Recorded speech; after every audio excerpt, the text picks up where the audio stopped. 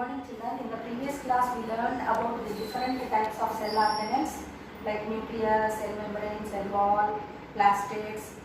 Today we will discuss about another important cell organelle, that is mitochondria.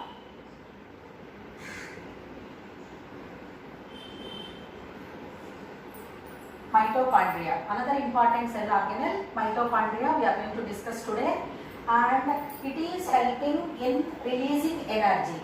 So now these mitochondria are present largely in number and it can be seen with the electron microscope, and it is 2 to 8 microns long and 0.5 microns wide, and it is 150 times lesser than or smaller than the nucleus. So let us come to the structure of the mitochondria.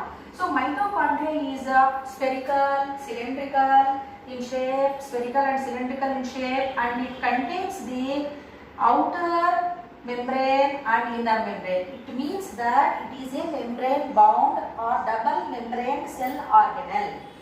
The inner membrane is having large number of finger-like projections. They protrude into that inner membrane is protruding into the finger-like projections, which we call them as cristae. Inside that cristae, we can see the colorless substance, which we call it as a matrix. Outer membrane, inner membrane. So that inner membrane is protruding into the large number of foldings, which we call them as cristae, and inside the cristae we can see the matrix.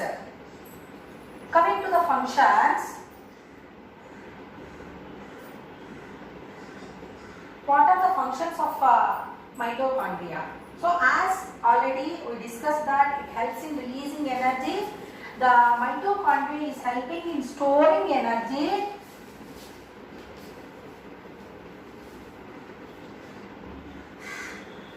in the form of ATP. In the form of ATP, which means adenosine triphosphate. So it helps in the cellular respiration. Cellular respiration.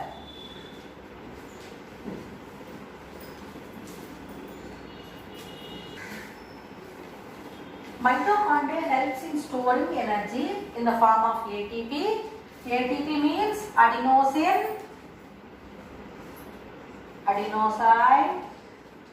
triphosphate.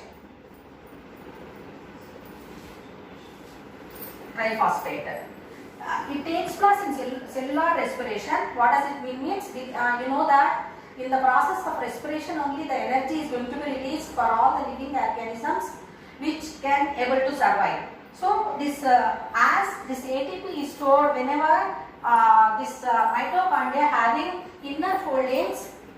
Shall I have this?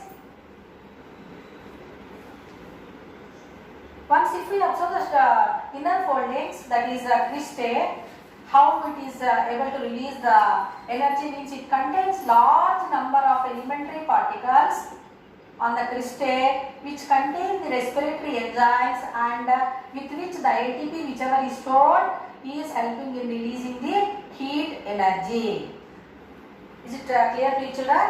So as it is storing energy and it helps in the cellular respiration, the mitochondria is called as powerhouse of the cell. Powerhouse of the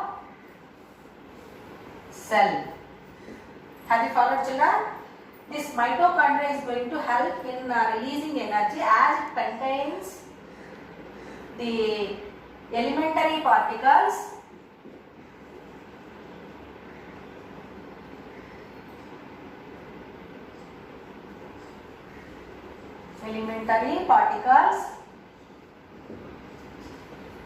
and they contain the respiratory enzymes which help in releasing energy. So it stores the energy, and whenever the cell is in need of energy, it is helping in releasing. So it is called the powerhouse of the cell.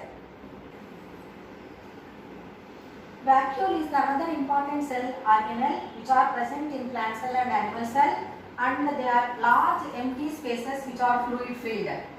So in plant cell, if we see, the vacuoles are larger in size, whereas in animal cell we can see smaller vacuoles. Vacuoles smaller in size in animal cell, whereas in plant cell the size of the vacuole is larger and nucleus is pushed to one corner. So now here this vacuole is going to help in maintaining the turgor pressure, and it helps in storing the proteins or other materials needed by the cell, or it helps in eliminating the waste materials. So now if we see this vacuole, the membrane whichever is surrounding vacuole is called tonoplast.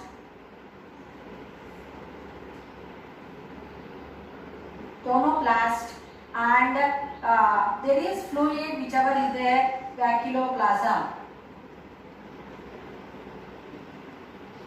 So once again, vacuoles are large empty spaces which are present in plant cell and animal cell, and in plant cells they are larger in size, whereas in smaller in animal cells. So this membrane bound, and the membrane is called tonoplast, and vacuoloplasm is present inside that, and these vacuoles are going to help in maintaining turgor pressure, and it also helps in storing proteins or carbohydrates needed for the cells, and it also helps in eliminating the waste materials. Till now we completed all the cell organelles. Now in the 8th class we discussed about the diversity in cells. So they are in different sizes, different shapes, different structures. So that organization, how it is happened, means that is because of the type of work what the cells are going to perform. So according to that they got that particular structure. So now they have thickness.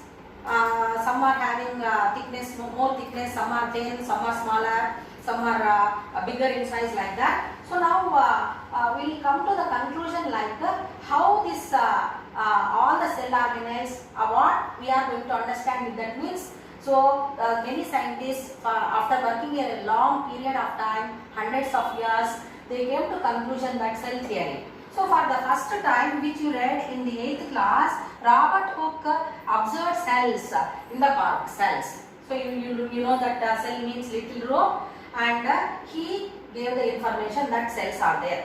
Then coming to the next point here, Matthias Jakob Schleider, a botanist, he observed the plant cell. Then Theodor Schwann, a zoologist. So botanist means what? He is a scientist who study about the plants, whereas zoologist means who study about the animals, how they live like, and what are the structures, all that it can be learned here, botanist and zoologist. So Theodor Schwann observed the animal cell, and they gave the difference, major difference. What is that? The plant cell is having cell wall and the animal cell is having cell membrane. Remaining all other structures are more or less same in the plant cell as well as in animal cell. Later, Rodolphe van Virchow in 1855, he gave the cell division. So what it is going to make you to understand, because of the cells continuously dividing, the size of the organism, that growth is going to happen, that is because of cell division. Means what? All the cells, new cells are going to develop from pre-existing cells. So by putting all the efforts done by the scientists, we have the cardinal principles of cell theory. Very, very important. It is a 2 marks question. Please make a note of it. Note down the points. Note down the points, salient features of cell theory. All living organisms are made up of cells and their products of the cell. Products means different cell organelles which are present in the cell. All cells arise from pre-existing cells. So it is going to make you to understand about the process of cell division, that you will learn about in 10th class. Now we completed the lesson. So different cell organelles we have discussed it with structure and their functions learned, differences between plant cell, animal cell, differences between eukaryotic and prokaryotic cells. So now as you are getting holidays, 3 days holidays you are getting. So please do the assignment, which will help you a lot. So now first question. So already I have given you some questions. So now regarding today's class, I would like to give some questions. Write the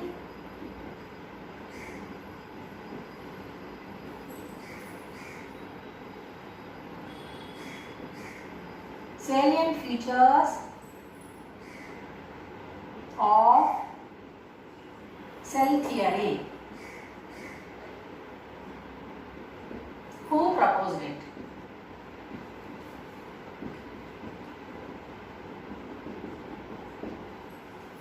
Second question.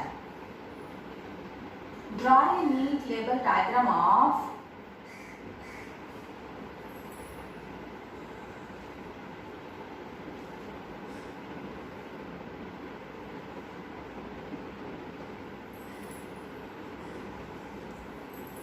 mitochondria.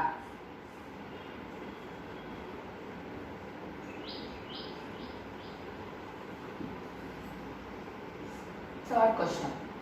Explain the structure of mitochondria.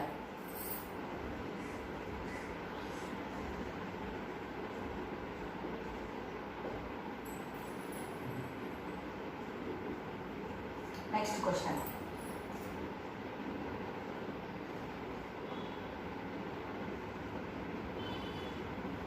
Which cell organelle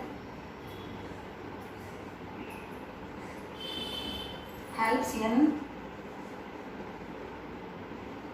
maintaining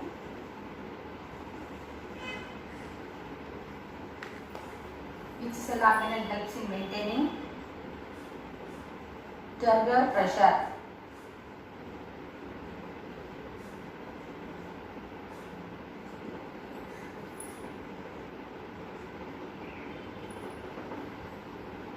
Who studied about the